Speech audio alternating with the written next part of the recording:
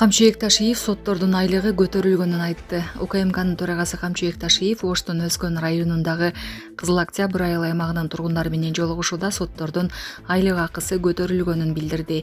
Анын айтымында райондук судьялар 300 миң, облустук судьялар 400 миң сомдон алышат. Ошондой эле ал жогорку соттогулардыкы андан да жогору экенин белгиледи. Буга чейин Ташиев жакында соттор дээрлик 500 миллион сом айлык алып калышарын айткан. Анда жогорку соттогулар 450 миң сомдон алышары белгиленген. Сумеки соода борборунда 21 жаштагы кыз эскалатордон кулап каза болду. Бул тууралуу маалыматты бүгүн Свердлов райондук милициясынын басма сөз кызматынан тастыктады. Маалымдалгандай, милицияга чакыруу 12:30да түшкөн. Алдын ала маалыматтар боюнча кыз өз өмүрүнө кол салган. Ал 4-кабаттан жер төлөөгө кулаган. Учурда зарыл болгон экспертизалар дайындалууда. Израилдин өкмөтү Газаны басып алуу планын бекитүү үчүн чогулат. Израилдин саясий жана коопсуздук боюнча министрлер кабинети 26 августтагы жыйынында Газа шаарын басып алуу планын карай турганын Инет маалымат порталы билдирди. Порталдын маалыматына караганда кабинеттеги министрлерден Газа шаарындагы операциянын планын бекитүү боюнча добуш берүү сынышталат. Мындан тышкары жолугушууда Хамас кыймылы менен барымтадагыларды бошотуу келишими боюнча болгон сүйлөшүүлөрдүн жүрүшү тууралуу маалымат берилет. Израилдин премьер-министри Биньямин Нетаньяху 21 августта Газа тилкесине келип, ал жерде видео кайрылуу жасаган. Анда ал сапардын максаты Газа шаарын басып алуу планын бекитүү экенин айткан. Мындан тышкары ал өкмөт мүчөлөрүнө бардык барымтадагыларды бошотууну тапшырганын билдирген.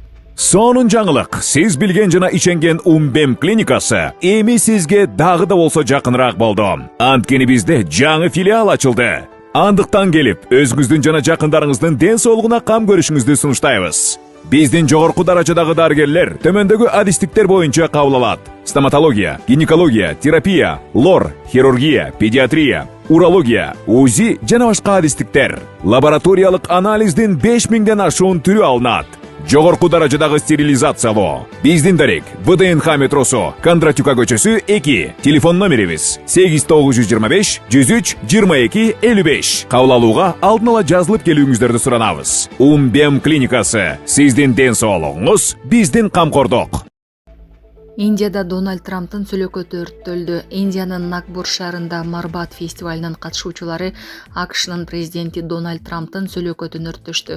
Бул тууралуу жергиликтүү The Life Нагпур басылмасы билдирди.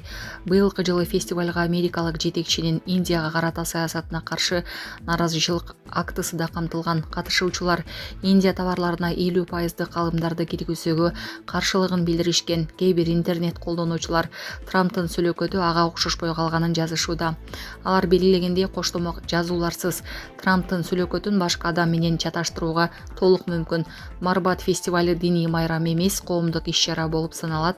Ал Идда Пида Женун Зари Марбат. Биздин бардык кыйынчылыктарды жок кыл эй Марбат ураан астында өткөрүлөт. Демек, бул иш-чара элдин кыйынчылыктардан кутулууга болгон умтулуусун чагылдырат. Эрдоганын жубайы Мелания Трампка кат жазды. Туркия президентинин жубайы Эмини Эрдоган АКШнын 1-айымы Мелания Трампка кат жолдоп, аны Газа тилкесиндеги балдардын абалы боюнча маселени көтөрүүгө чакырганын түрк маалымат каражаттары жазып чыгышты.